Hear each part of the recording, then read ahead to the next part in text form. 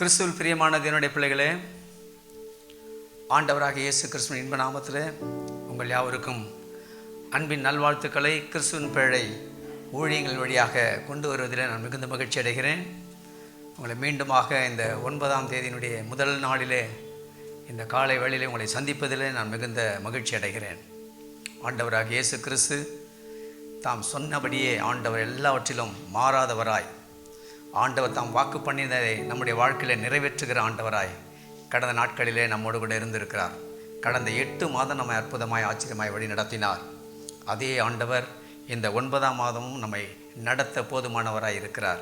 இந்த அருமையான ஆண்டுடைய வாக்கு தத்தத்தை பெறுவதற்கு முன்பாக இருக்கிற இடங்களிலே, உங்களுடைய இல்லங்களிலே அப்படியே சிரம் தாழ்த்தி ஒரு மணித்துளி ஆண்டவருடைய சமூகத்தில் நான் ஜெபிப்போம். பரிசுத்தமுள்ள நல்ல பிதாவே, குமாரனாக இயேசு நல்நாமத்திலே உங்களுடைய பரிசுத்த பிரசன்னத்திலே நாங்கள் எல்லோருமாய் நாங்கள் இணைந்திருக்கிறோம். ஆண்டவரே, எங்கெங்கெல்லாம் ஆண்டவர் இந்த காணொலி வழியாக உடைய பிள்ளைகள் இந்த நாளிலே இதை காண்கிறார்களோ அவருடைய இல்லங்களிலும் உள்ளங்களிலும் உம்முடைய நிறைவின் ஆசீர்வாதம் கடந்து போகட்டும். இந்த மாதத்தில் அவர்கள் எதிர்பார்க்கிற நன்மைகள் அவர்களுக்கு கிடைக்க பெற கர்த்தர் அனுகிரக செய்யும்.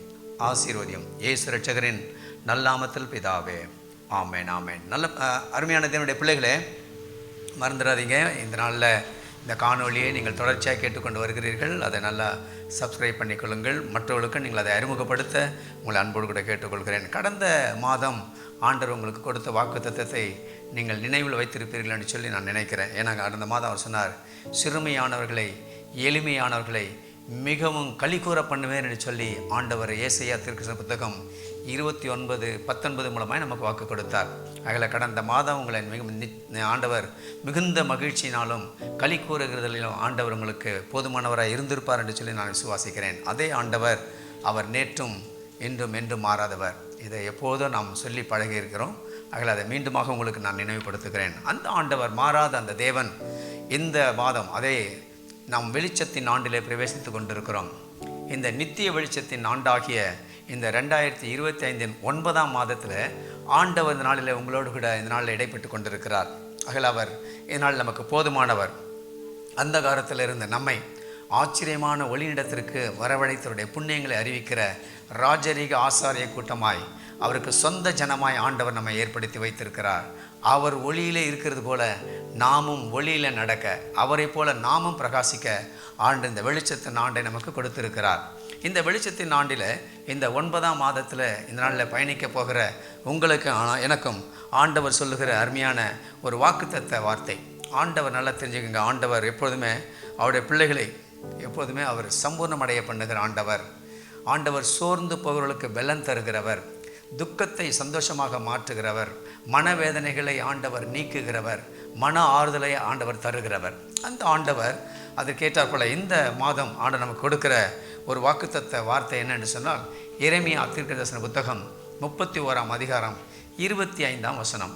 எரேமியா 31ஆம் அதிகாரம் 25ஆம் வசனத்தை உங்களுக்கு நான் வாசிக்கிறேன். இங்கே அருமையாய் வேதத்தில் எழுதப்பட்டிருக்கிறது, நான் விடாய்ந்த ஆத்துமாவை சம்பூர்ணமடைய பண்ணி தோய்ந்த எல்லா ஆத்துமாவையும் நிரப்புவேன். அருமையான தேவனுடைய பிள்ளைகளே, மீண்டுமாக வாசிக்கிறேன். நான் விடாய்ந்த ஆத்துமாவை சம்பூர்ணமடைய பண்ணி தோய்ந்த எல்லா ஆத்துமாவையும் நிரப்புவேன் சொல்லி கர்த்தர் சொல்லுகிறார். என்னை கேட்டுக்கொண்டு அருமையான தேவனுடைய பிள்ளையே, ஆண்டவர் நாம் விடாய்ந்திருக்கிற அல்லது தோய்ந்து போயிருக்கிற, துவண்டு போயிருக்கிற நம்மை உயிர்ப்பிக்கிறவர், பலனடைய பண்ணுகிறவர், சம்பூர்ணமடைய பண்ணுகிறவர், திருப்தி அடைய பண்ணுகிறவர். அந்த ஆண்டவர் இன்றைக்கும் உங்களோடு கூட இருக்கிறார். ஆங்கிலத்தில் இது அருமையாய் இதனுடைய விளக்கம் எப்படி சொல்லப்பட்டிருக்குது என்று சொன்னால், அதாவது ஆங்கிலத்தில் சோர்வுற்ற மயக்கமுற்றவர்களை புதுப்பிக்கிறவர் அல்லது திருப்தியாக்குகிறவர் என்று அங்கே அதற்கு அர்த்தம் கொடுக்கப்பட்டிருக்கிறது. நீங்கள் ஆங்கிலத்தில் அந்த வசனத்தை வாசிக்கிற போது அங்கே சொல்லப்பட்டிருக்கும். ஆகல அதை நீங்கள் நினைவில் வைத்துக் கொள்ளுங்கள். கர்த்தர் மகிமையான காரியங்களை செய்கிறவர், கர்த்தர் நல்லவராக இருக்கிறார், கர்த்தர் போதுமானவர். அது மாத்திரமல்ல, சோர்ந்த உங்களுக்கு அவர் புதுப்பிக்கிறவராகவும் அல்லது வாடிய நெஞ்சங்களுக்கு அவர் இந்த நாளிலே நிறைவையும் ஆறுதலையும் அளிக்கிற ஆண்டவராக இருக்கிறார். அந்த ஆண்டவர் அவர் இன்றைக்கும் நம்மோடு கூட இருக்கிறார். இந்த மாதம் உங்களோடு கூட பயணிக்க போகிறார். உங்களுக்கு உண்டான யாவற்றையும் அவர் பாதுகாத்து கொள்ளப் போகிறார். அவருடைய ஆசீர்வாத கரம் எல்லாவற்றையும் இந்த நாளில் ஆசீர்வதிக்க போகிறது. உங்களுக்கு உண்டானவர்களையும் ஆண்டவர் பாதுகாத்து கொள்ளப் போகிறார். அதில் எந்த மாற்றமும் இல்லை. அன்பு தேவ பிள்ளையே, நம்முடைய தோய்வுக்கு ஒருவேளை பொருளாதாரமோ அல்லது மனுஷர்களோ அல்லது நாமோ காரணமாக இருக்கலாம். தோய்வு என்பது நமக்கு ஒருபோது அநேக நேரங்கள் நம்ம தோய்ந்து போய் விடுவோம். பொருளாதார நெருக்கடிகள் வருகிற போது, மனுஷர்கள் நிமித்தமாய் நமக்கு வருகிற வார்த்தைகள் நிமித்தமாகவோ செயல்பாடுகள் நிமித்தமாகவோ, அல்லது சில நேரங்களில் நாமே நம்ம செய்கிற காரியங்கள், நான் இப்படி பேசியிருக்கக்கூடாது, இப்படி நடந்திருக்கக்கூடாது, நான் இப்படி செய்து விட்டேன் என்று சொல்லி அநேக நேரங்களில் தோய்ந்து போகிற விடாய்ந்து போகிற ஒரு நிலைமைக்கு நாமே ஒருவேளை காரணமாகலாம். ஒருவேளை குறிப்பாக நான் சொல்ல விரும்புகிறது என்னவென்னா, நம்முடைய தோய்வுக்கோ அல்லது விடாய்ந்த நிலைமைக்கோ ஒருவேளை காரணம் ஒருவேளை கணவனாக இருக்கலாம், மனைவியாக இருக்கலாம், பெற்றோர்களாக இருக்கலாம், பிள்ளைகளாக இருக்கலாம், உறவு இருக்கலாம், அல்லது உடன்பிறப்புகள் இருக்கலாம். அது மாத்திரமல்ல, ஊழியமோ அல்லது ஊழியக்காரனோ கூட ஒருவேளை காரணமாக இருக்கலாம். நண்பனோ அல்லது ஒருவேளை பலவீனமோ வியாதியோ, ஒருவேளை மன கஷ்டங்களோ அல்லது பண கஷ்டங்களோ, ஒருவேளை என்ன செய்யலாம், அதிகாரியோ தலைவனோ, அல்லது ஒருவேளை மத ரீதியாகவோ சட்ட ரீதியாகவோ ஜாதி ரீதியாகவோ மொழி ரீதியாக கூட ஒருவேளை நாம் இந்த நாளில் விடாய்ந்து போயிருக்கலாம், ஒருவேளை தோய்ந்து போயிருக்கலாம். தோய்ந்த நம்மை பலப்படுத்துகிறவர், சம்பூர்ணமடைய பண்ணுகிற ஆண்டவர். பூரணம் என்றாலுமே அது முழுமையை குறிக்கிறது, ஒரு குறைவில்லாத தன்மையை குறிக்கிறது. அதில் ஆண்டவர் குறிப்பாக என்ன சொல்கிறார், சம்பூர்ணமடைய பண்ணுகிறவர் என்று சொன்னால் என்ன? ஏன்னா நாம் நினைப்பதற்கும் வேண்டிக் கொள்ளுகிறதற்கும் அதிகமாய் ஆண்டவர் ஆசீர்வதிக்கிறவர், நிறைவாய் ஆசீர்வதிக்கிறவர், நிரம்பி வழிய பண்ணுகிறவர் இல்லையா? நன்றாய் உங்களை மடியிலே அளந்து போடுவேன் என்று சொல்லப்பட்டிருக்கிறது. ஆகிய ஆண்டவர் நிறைவின் தேவன், அவர் சம்பூர்ணமடைய பண்ணுகிறவர். அந்த ஆண்டவர் இன்றைக்கும் மாறாதவராக இருக்கிறார். நாம் சம்பூர்ணம், ஒருவேளை நாம் தோய்வதற்கு ஒருவேளை சத்துரு ஒருவேளை பல விதங்களில் யாரையோ காரணப்படுத்தி, யார் மூலமாகவோ யாரையோ திசை திருப்பி ஒருவேளை தோய்ந்து போக, ஒருவேளை சோர்ந்து போக பண்ணுவான், ஒருவேளை விடாய்ந்து போக பண்ணுவான், பலவீனப்படுத்த இன்றைக்கு அவன் எத்தனிப்பான். ஆனால் நம்முடைய ஆண்டவர் எல்லாவற்றையும் ஜெயித்தவர். ஏன்னா வேதம் சொல்லுகிறது, அவர் உலகம் மாமிசம் பிசாசை ஜெயித்தவர், நமக்கு ஜெயத்தை கொடுக்கிறவர். அல்லேலூயா! ஜெயம் கர்த்தரிடத்தில் இருக்கிறது, ஜெயமோ கர்த்தரால் வரும். ஆமென். ஏது ஆண்டவருடைய பிள்ளைகளுக்கோ உங்களுக்கோ எனக்கோ விரோதமாக ஏது இந்த உலகமே கூட எழும்பி எதிர்க்க நிற்கட்டும், ஆனால் அவர் உலகத்தை ஜெயித்தவர். ஏன்னா அவர் சொன்னார் இல்லை, இதோ உலகத்தை ஜெயித்தவர், அவர் நமக்குள்ளே இருக்கிறார், அவர் உங்களுக்குள்ளே வாழ்கிறார், அவர் எனக்குள்ளே வாழ்கிறார். ஆகவே எதை குறித்தும் நீங்கள் கவலைப்பட வேண்டிய அவசியம் இல்லை. விடாய்ந்த நம்மை அவர் நாளில் தூக்கி நிறுத்துகிறவர், பலப்படுத்துகிறவர். சங்கீதக்காரனாகிய தாவீது தனது சங்கீதம் 36:8 இப்படியாக ஒரு வசனம் எழுதப்பட்டிருக்குது. சங்கீதம் 36:8 நீங்கள் பார்த்தீங்கன்னா உங்களுக்காக நான் அதை வாசிக்கட்டும். அந்த 36:8 சங்கீதக்காரன் ஒரு காரியத்தை இங்கே சொல்லுகிறதை நீங்கள் பார்க்க முடியும். அவர் பாருங்கள் என்ன சொல்லுகிறான்னு சொன்னால், சங்கீதம் 36:8 உங்களுக்காக நான் வாசிக்கிறேன். கர்த்தர் நல்லவராக இருக்கிறார், கர்த்தர் மகிமையான காரியங்களை செய்வாராக. அங்கே சொல்லப்பட்டிருக்கிறது, உமது ஆலயத்தில் உள்ள சம்பூரத்தினால் திருப்தி அடைவார்கள், உமது பேரின்ப நதியினால் அவர்கள் தாகத்தை தீர்க்கிறீர். அருமையான தேவனுடைய பிள்ளையே, இங்கே தாவீது சொல்லுகிறான், உம்முடைய ஆலயத்தில் உள்ள சம்பூரணத்தினால் திருப்தி அடைவார்கள், உமது பேரின்ப நதியினால் அவர்கள் தாகத்தை தீர்க்கிறீர் என்று சொல்லுகிறான். ஆண்டவர் சம்பூர்ணமடைய பண்ணுகிறவர் என்று சொல்லுகிறான். ஆகையில் இந்த மாதத்துக்கு நீங்கள் ஒருவேளை செப்டம்பர் நீங்கள் இந்த உலகம் நமக்கு கொடுத்துருக்கலாம். ஆனால் நான் உங்களுக்கு சொல்லுகிறேன், இந்த மாதம் சம்பூரணத்தின் மாதம். இந்த மாதத்துக்கு பேர் சம்பூரணம். ஒரு ஆமென் சொல்லுங்களேன். கர்த்தர் நல்லவர். அல்லேலூயா! இது சம்பூர்ணமடைய பண்ணுகிற உங்களுடைய குறைவை எல்லாவற்றையும் ஆண்டவர் தலைகீழாக மாற்றி, எந்தெந்த பகுதிகளிலே ஒருவேளை நீங்கள் விடாய்ந்து சோர்ந்து போயிருக்கிறீர்களோ அந்த பகுதிகளெல்லாம் கர்த்தர் மாற்றி, ஆண்டவர் விடாய்ந்த உங்களுடைய ஆத்துமாக்களை தட்டி எழுப்பி ஆண்டவர் ஒரு புதிய பலனை தந்து உங்களை நடக்க செய்கிறவர். ஏன்னா அவர் எலியாவின் தேவன், அவர் நம்முடைய தேவன். இல்லை நம்ம பாடுறோம் இல்லையா, எலியாவின் தேவன் என் தேவன். அல்லேலூயா! எலியாவுடைய வாழ்க்கையை நீங்கள் பார்த்தீங்க அப்படின்னு சொன்னால், நீங்கள் 1 ராஜாக்கள் புத்தகம் 18ஆம் அதிகாரத்தில் பார்த்தீங்கன்னா, எலியா ஒரு பெரிய சவாலாக எழும்பி நின்று கர்த்தரே தெய்வம் என்பதை அவன் அந்த பாகால் தீர்க்கதரிசிகளுக்கு முன்பாக அவன் அங்கே உறுதிப்படுத்துகிறதை, சவாலாய் ஜெயித்து காட்டுகிறதை நீங்கள் பார்க்க முடியும். அதே எலியா அடுத்த 19ஆம் அதிகாரத்தை நீங்கள் பார்க்கிற பொழுது, அங்கே எசபேலுடைய இல்லையா அந்த பயமுறுத்தலுக்கு அவன் பயந்து, அவள் தன்னை கன்று போட்டு விடுவாள் என்று சொல்லி தன்னுடைய ஆத்துமாவளை விடாய்ந்தவனாய் இல்லையா, இந்த நாளிலே தோய்ந்து போனவனாய் அவன் அதிகமாய் நெடுநூறமாய் அவன் பிரயாணப்பட்டு விலகி போகிறதை பார்க்கிறோம். அங்கே சென்று ஒரு சூறைச்செடி கீழே அவன் அமர்ந்து கொள்ளுகிறான். ஆனால் ஆண்டவர் அவனை விடல. தோய்ந்த அந்த எலியாவை, பலவீனப்பட்டிருக்கிற அந்த எலியாவை, விடாய்த்து போயிருக்கிற அந்த எலியாவை ஆண்டவர் தட்டி எழுப்ப தமது தூதனை அனுப்புகிறார். அவனுக்கு ஆகாரம் கொடுத்து தட்டி எழுப்பி, நீ போக வேண்டிய பயணம் வெகு தூரம் என்று சொல்லி ஆண்டவர் அங்கே தட்டி எழுப்பி அவனை பலப்படுத்துகிறதை பார்க்கிறோம். என்னை கேட்டுக்கொண்டிருக்கிறார் அருமையான தேவனுடைய பிள்ளையே, ஒருவேளை நீங்கள் ஒருவேளை அப்படிப்பட்ட பலவீனத்தில் ஒருவேளை தோய்ந்து ஒருவேளை நீங்கள் விடாய்ந்து போயிருப்பீர்கள் என்று சொன்னால், விடாய்ந்த உங்களுடைய ஆத்துமாவை, தோய்ந்து போன உங்களுடைய ஆத்துமாவை ஆண்டவர் சம்பூர்ண வடைய பண்ணி பலனடைய செய்து மீண்டும் எழும்பி சாட்சியாய் ஆண்டவருக்கென்று நிற்க ஓட உழைக்க தேவன் உங்களுக்கு அனுகிரகம் செய்கிற ஒரு நல்ல மாதம் இது. ஒரு ஆமென் சொல்லுங்களேன். கர்த்தர் நல்லவர். அல்லேலூயா. கர்த்தர் மகிமையான காரியங்களை செய்வார். அதை தொடர்ந்து போகட்டும். நீங்கள் சகரியாவின் புத்தகத்தில் 8ஆம் அதிகாரத்தில் 13ஆம் வசனத்தை நீங்கள் வாசித்தீங்கன்னு சொன்னால், அவர் நல்லா தெரிஞ்சுக்கங்க, சாபத்தை ஆசீர்வாதமாக மாற்றுகிறவர். அந்த தீர்க்கதரிசி அங்கே சொல்லுகிறான், அவர் சாபத்தை ஆசீர்வாதமாக மாற்றுகிறவர். நீங்கள் அதை வாசித்து பார்த்தீங்கன்னா அங்கே அழகாக சொல்லப்பட்டிருக்கு. சகரியாவின் புத்தகத்தில் உங்களுக்காக நான் அதை வாசிக்கிறேன். அங்கே சகரியாவில் சொல்லப்பட்டிருக்குது, நீங்கள் புறஜாதிகளுக்குள்ளே சாபமாய் இருந்தது போலவே ஆசீர்வாதமாக இருக்கும்படி நான் உங்களை ரட்சிப்பேன்.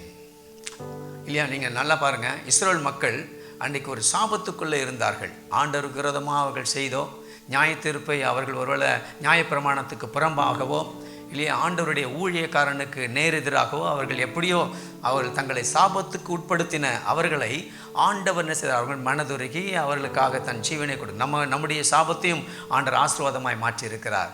நீங்களெல்லாம் ரொம்ப விசேஷமானவர்கள். ஏன்னா ஆண்டவர் உங்களுக்காக எனக்காக இரத்தத்தை விலைக்கிரயமாய் கொடுத்து ஆண்டவர் உங்களை என்னை மீட்டு இருக்கிறார். ஆகல நீங்கள் விசேஷமானவர்கள். ஆகல நாம் விசேஷமானவர்கள். ஆகல இங்கே பார்த்தீங்கன்னா ஆண்டவர் சொல்றார், அவருடைய சாபத்தை ஆசீர்வாதமாகவும் இருக்கும்படி நான் உங்களை ரட்சிப்பேன் என்று சொன்னார். ஆண்டவர் அப்படியே செய்தார். அவருடைய சாபங்கள் எல்லாவற்றையும் மாற்றி அவர்களுக்கு பாலும் தேனும் ஓடுகிற கானானை அவர்களுக்கு வாக்கு பண்ணினார்.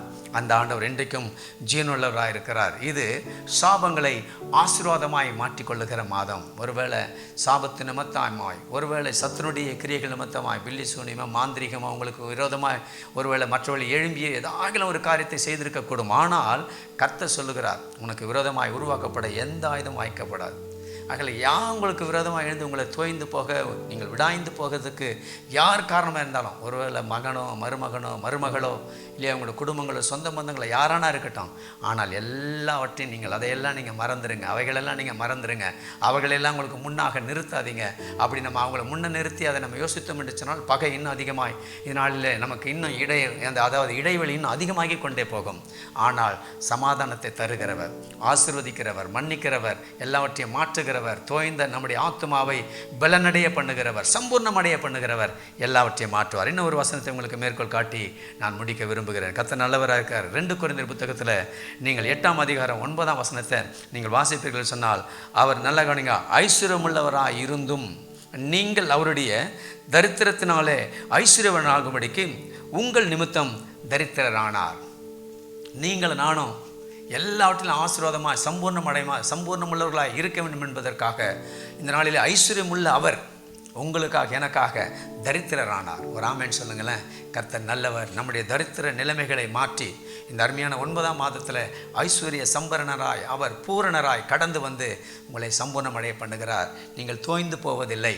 உங்களுடைய ஆத்மாக்களை தோய்ந்து போக விடாத ஒரு தேவன். வெளிப்படுத்தின விசேஷத்தில் 21ஆம் அதிகாரம் 4ஆம் வசனத்தை நீ வாசித்தீர்களானால், அவர்களுடைய கண்ணீர்கள் யாவையும் தேவன் துடைப்பார். ஆண்டவர் உங்களுடைய கண்ணீரை துடைக்கிற மாதம். இனி மரணம் இல்லை. மரணத்துக்கு எதுவானாலும் சரி ஆண்டவர் தூரப்படுத்துகிறவர். பிரச்சனையாக இருக்கலாம், பலவீனமாக இருக்கலாம், போராட்டங்களாக இருக்கலாம், மரணத்துக்கு ஏதுவான காரியங்கள், ஒருவேளை பாவத்தின் கிரியைகளாக இருக்கலாம். அவைகள் எல்லாவற்றையும் ஆண்டவர் உங்களை விட்டு ஆண்டவர் விலக்குகிறவர். ஹல்லேலூயா. அவர் அது மாத்திரமல்ல, அங்கே சொல்லப்பட்ட துக்கம் இல்லை, அலறுதலும் இல்லை, வருத்தமும் இல்லை, முந்தினவைகள் ஒழிந்து போயின. இல்லையா? அதாவது ஆண்டவருடைய வேத வசனத்தில் அருமையாக பக்தன் யோவான் பத்மத்தீவிலிருந்து எழுதுகிற ஒரு வார்த்தை, அவன் மூலமாய் கொடுக்கப்படுகிற இந்த தீர்க்க தரிசன வார்த்தை. ஆகல முந்தினவைகள் ஒழிந்து போயின. இதுவரையில் நீங்கள் கண்ட பிரச்சனை, போராட்டங்கள், அவமானங்கள், நிந்தைகள் எல்லாவற்றுக்கும் ஆண்டவர் முற்றுப்புள்ளி வைத்து சம்பூர்ணமடைய பண்ணுகிற ஒரு மாதத்துக்குள்ளே கர்த்தர் உங்களை கொண்டு வந்து வைத்திருக்கிறார். நீங்கள் தோய்ந்து போவதில்லை. ஆகல என்னை கேட்டுக்கொண்டு கருமையான தேவனுடைய பிள்ளை, உங்கள் கண்ணீர்கள் உங்களுடைய துக்கமாக இருக்கட்டும், கண்ணீராக இருக்கட்டும், எல்லாவற்றையும் மாற்றுகிற ஆண்டவர். இது கண்ணீர், துக்கம், பயம் மற்றும் வருத்தம் நீங்கும் மாதம். ஒரு ஆமென் சொல்லுங்களேன். எல்லாவற்றையும் நீக்கி உங்களை சம்பூர்ணமடைய பண்ணுகிற ஆண்டவர். ஹல்லேலூயா. கர்த்தர் நல்லவர். அவர் மிகவும் நம்ம இந்த நாளில் அதிகமாக நேசிக்கிறார். ஆண்டவர் வலது கைக்கும் இடது கைக்கும் வித்தியாசம் அறியாத தேவன். நீங்கள் எந்த சூழ்நிலை எப்படிப்பட்ட காரியத்தின் மூலமாக நீங்கள் தோய்ந்து போயிருந்தாலும் என்ன வேணா இருக்கட்டுங்க, இதை யாராலும் என்னை மறுபடியுமா என்னை அந்த முன்னிருந்த அந்த சந்தோஷம், நான் ஆண்டவருடைய சமூகத்தில் ஆரம்பத்தில் இருந்த அந்த சந்தோஷமும் அந்த மகிழ்ச்சியும் எனக்கு இனி திரும்ப வரப்போவதில்லை என்று சொல்லி ஒருவேளை நீங்கள் தீர்மானித்திருக்கலாம். ஆனால் ஆண்டவர் அதை மாற்றுகிறார். முந்தினவைகளை ஆண்டவர் நினைக்க வேண்டாம் என்று சொல்லுகிறார். பூரணமானவர்கள் நீங்கள் சிந்திக்க வேண்டாம். புதிய காரியத்தை இந்த மாதத்தில் கர்த்தர் உங்களுக்காக செய்கிறார். அவர் விடாய்ந்த ஆத்துமாக்களை, தோய்ந்த எல்லா ஆத்துமாக்களையும் அவர் சம்பூர்ணமடைய பண்ணுகிறவர். அதே எரேமியா புத்தகத்தில் அதை உறுதி செய்யும் வகையில் நீங்கள் அந்த 31:12 வசனத்தை நீங்கள் வாசித்தீங்கன்னா அதனுடைய பின்னணி இப்படியா சொல்லுகிறது. 12ஆம் அதிகாரத்தில் 31ஆம் அதிகாரத்தில் 12ஆம் வசனத்தினுடைய கடைசி பகுதி இப்படியா சொல்லுகிறது. எப்படி சொல்லப்படுகிறதுனா, அவர்களுடைய ஆத்துமா நீர்ப்பாய்ச்சலான தோட்டத்தை போல் இருக்கும், அவர்கள் இனி தோய்ந்து போவதில்லை. அவர்களுடைய ஆத்துமா நீர்ப்பாய்ச்சலான தோட்டத்தை போல் இருக்கும், நீங்கள் இனி தோய்ந்து போவதில்லை. நீங்கள் நான் இப்போ நம்ம அறிக்கை செய்ய போகிறோம். நான் நீர்ப்பாய்ச்சலான தோட்டத்தை போல் இருப்பேன், என் குடும்பம் நீர்ப்பாய்ச்சலான தோட்டத்தை போல் இருக்கும், என் பிள்ளைகள், என் உறவுகள், என் இரத்த சம்பந்தமானவர்கள் நீர்ப்பாய்ச்சலான தோட்டத்தை போல் இருப்பார்கள். நாங்கள் தோய்ந்து போவதில்லை. ஒரு ஆமென் சொல்லுங்களேன். தோய்ந்து போகிற எல்லா ஆத்துமாக்களையும் ஆண்டவர் நல்ல சம்பூர்ணம் அடைய பண்ணுகிறவர். அவர் நிறைவின் தேவன். அவர் நாளிலே ஆசீர்வதித்து நம்மளை பெருக பண்ணுகிற ஆண்டவர். ஆகிய நீங்கள் ஒன்றுக்கும் கவலைப்படாதிருங்கள். ஆண்டவர் இந்த மாதம் முழுதுமாய் உங்களோடு இருந்து உங்களை ஆசீர்வதித்து உங்களை பெருக பண்ணுவார். கண்களை மூடலாமா? ஆண்டோட சமூகத்தில் அப்படியே ஒப்பு கொடுக்குமா? ஆண்டவர் இந்த நாளில் எல்லாவற்றையும் பார்த்து கொள்வார். அவர் சொன்னார்ல, நீங்கள் ஒன்றுக்கும் கவலைப்படாமல் எல்லாவற்றையும் குறித்து ஸ்தோத்திரத்தோடு கூட விண்ணப்பத்தினாலும் வேண்டுதனாலும் பிதாவாகிய தேவனுக்கு தெரியப்படுத்துங்கள் என்று சொன்னார். இப்போ நம்ம ஆண்டவர்கிட்ட தெரியப்படுத்துவோம். நல்ல பிதாவே, இந்த நல்ல வேலைக்காக நடிச்சு செலுத்துகிறோம். கர்த்தர் நீங்கள் தந்திருக்கிற இந்த புதிய மாதத்தின் இந்த ஆரம்ப நாளில் நம்முடைய சமூகத்தில் ஆண்டவரே மண்டியிட்டு ஆண்டவரே மன்றாடுகிற பிள்ளைகளை ஒவ்வொருவரையும் கர்த்தர் நீங்கள் பாதுகாத்துக்கொள்ளுங்க. அவர் எந்த சூழ்நிலையில் விடாய்த்து ஆண்டவரை ஒருவேளை தோய்ந்து போயிருக்கிறார்களோ கர்த்தர் அவர்களை ஆண்டவரை உயிரிட பண்ணுவீராக, சம்பூர்ணமடைய பண்ணுவீராக. யாரெல்லாம் அவருடைய சமூகத்தை நோக்கி பார்க்கிறார்களோ அவர்களை கர்த்தர் அவருடைய துக்கங்களெல்லாம் சந்தோஷமாய் மாற்றுவீராக, கண்ணீரெல்லாம் நீக்குவீராக. அலறுதலை கர்த்தர் அவளை விட்டு, நீங்கள் பயத்தை அவளை விட்டு நீக்கி ஆண்டவரை நீர் அவளோடு இருந்து எல்லாவற்றிலும் சம்பூர்ணம் அடைய பண்ண கர்த்தர் அனுகிரகம் செய்வீராக. நன்மை கிருபையும் தொடரட்டும். கர்த்தர் ஆசீர்வதியும். இயேசு இரட்சகரின் நல்லாமத்தில் கேட்கிறோம் எங்கள் ஜீவனுள்ள நல்ல பிதாவே, ஆமென். என் ஆத்துமாவே கர்த்தரை சோத்திரி, என் முழு வல்லமையோட பரிசுத்த நாமத்தை சோத்திரி. என் ஆத்துமாவே கர்த்தரை சோத்திரி, அவர் செய்த சகல உபகாரங்களையும் மறவாதே. ஆமென், ஆமென். தேவனுடைய பிள்ளைகளே, உங்கள் யாவரையும் ஆண்டவர் ஆசீர்வதிப்பார். மீண்டும் உங்களை சந்திக்கும் வரை உங்களிடத்திலிருந்து அருமையான ஊழியக்காரன் ரவிக்குமார். கர்த்தர் நல்லவர். கிறிஸ்துவின் பிழை வழியாக மீண்டுமாக உங்கள் யாவருக்கும் என்னுடைய நன்றி நான் தெரிவித்துக் கொள்கிறேன்.